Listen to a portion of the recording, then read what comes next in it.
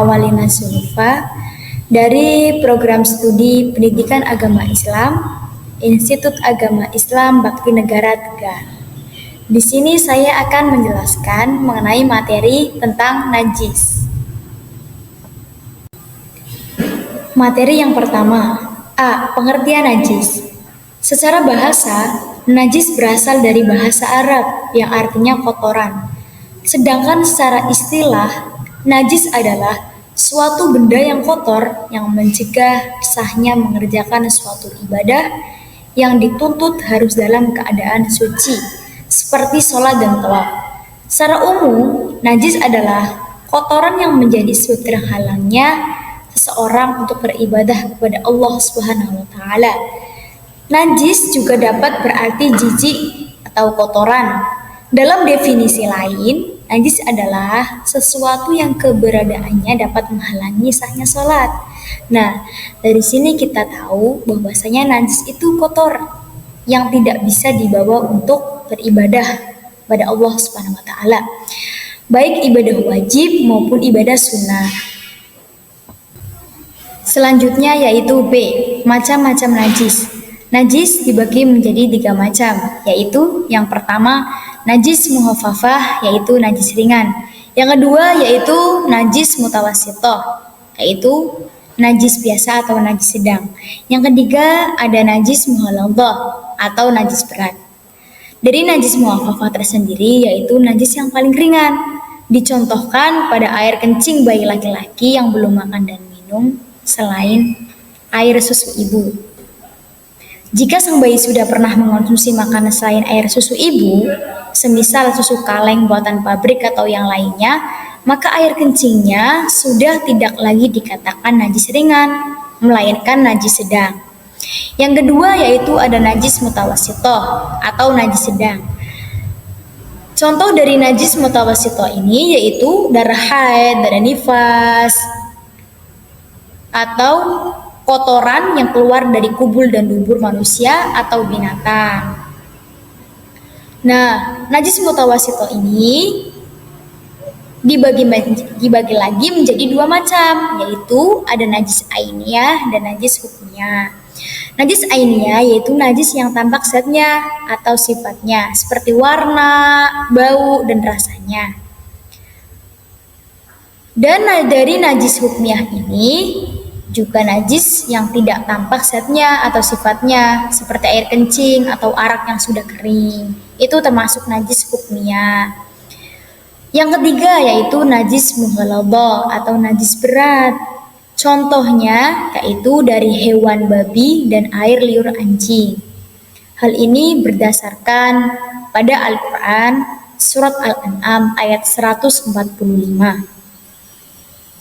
Yang artinya, katakanlah, tidak kudapati di dalam apa yang diwahyukan padaku sesuatu yang diharamkan memakannya bagi yang ingin memakannya, kecuali daging hewan yang mati atau bangkai, darah yang mengalir, daging babi karena ia najis, atau yang disembelih secara fasik, yaitu dengan menyebut nama selain Allah Subhanahu wa Ta'ala. Akan tetapi, siapapun yang terpaksa bukan karena menginginkannya dan tidak melebihi batas darurat, maka sesungguhnya Tuhanmu maka pengampun lagi maha penyayang. Itu penjelasan mengenai macam-macam najis tadi. Selanjutnya yaitu C. Cara mensucikan najis. Yang pertama, cara mensucikan najis muhaffafah atau najis ringan. Najis muhaffafah dapat dibersihkan dengan menggunakan percikan air. Artinya, tidak perlu menggunakan air yang mengalir. Nah, dari slide sebelumnya sudah dicontohkan bahwasanya air kencing bayi laki-laki yang belum mengonsumsi makan dan minum kecuali air susu ibu. Nah, bagaimana sih cara membersihkannya atau bagaimana sih cara mensucikan najis tersebut? Nah, di sini cara mensucikan najis muhaffafah tersebut yaitu dengan percikan air ke tempat yang terkena najis. Pastikan percikan air mengenai seluruh tempat yang terkena najis. Nah, Pastikan pula percikan air lebih banyak daripada najis yang ada. Lalu siram di tempat yang terkena najis tersebut. Jika sudah tersiram menggunakan kain, kain tersebut diperas dan keringkan tempat yang baru saja dibersihkan dari najis tersebut. Itu cara mencucikan najis mukhafafah yang dicontohkan tadi. Yang kedua, cara mencucikan najis mutawasitoh atau najis sedang. Najis mutawasitoh dapat dilakukan dengan menyiram tempat yang terkena najis dengan air. Bagaimana sih cara mencucikannya?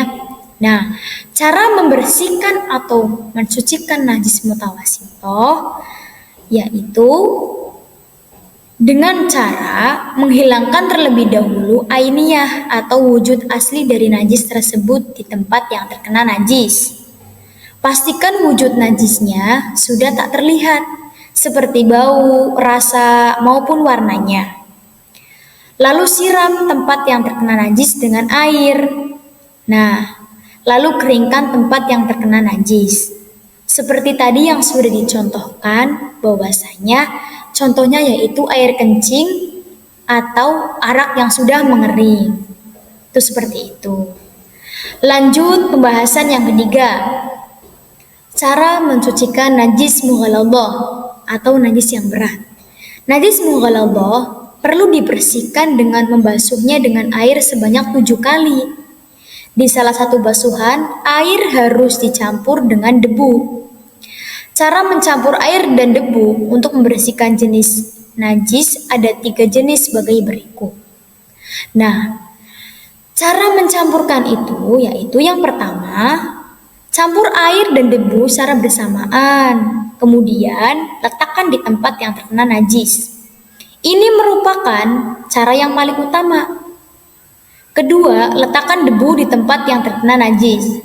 Kemudian, diberi air dan campur keduanya, baru dibasuh. Yang ketiga, beri air di tempat yang terkena najis. Kemudian, beri debu dan campur keduanya, baru dibasuh. Berikut cara membersihkan najis berat. Selanjutnya yaitu hilangkan dulu ainiyahnya, sama seperti najis mutawasitoh atau wujud asli dari najis tersebut di tempat yang terkena najis. Pastikan wujud najisnya sudah tak terlihat seperti bau, rasa maupun warnanya itu sudah tidak ada. Pastikan wujud najisnya sudah tak terlihat. Basuh tempat yang terkena najis dengan air sebanyak 7 kali dengan salah satu basuhan dicampur dengan debu. Lalu keringkan tempat yang terkena najis. Itulah cara mencucikan najis mughalladhah atau najis berat. Selanjutnya yaitu kesimpulan. Kesimpulan pada materi hari ini yaitu najis adalah kotoran yang menjadi sebab terhalangnya seseorang untuk beribadah kepada Allah Subhanahu wa taala.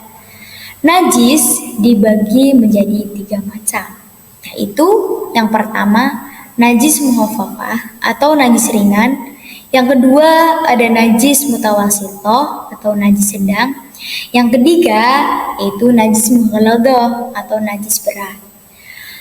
Cara mencucikan najis yaitu yang pertama, cara mencucikan najis mukhafafah yaitu dengan memercikkan air ke bagian yang terkena najis. Yang kedua, cara mencucikan najis mutawasitoh yaitu dengan menyiram tempat yang terkena najis dengan air. Yang ketiga, yaitu cara mencucikan najis mughalladhah atau najis berat yaitu dengan cara membasuh dengan air sebanyak 7 kali. Dan di salah satu basuhan, air harus dicampur dengan debu. Nah, itu tadi kesimpulan pada materi kali ini. Terima kasih atas partisipasinya dari kalian yang sudah mendengarkan materi mengenai tentang najis ini. Semoga bisa bermanfaat bagi kalian semua. Saya memohon maaf barangkali banyak tutur kata atau perkataan yang salah. Saya mohon maaf yang sebesar-besarnya, karena kesempurnaan hanyalah milik Allah Subhanahu wa taala saja. Saya sebagai manusia biasa hanya bisa memberikan apa yang saya bisa untuk menjelaskan materi ini. Sekian presentasi dari saya, sekian materi hari ini saya akhiri. Wassalamualaikum warahmatullahi wabarakatuh.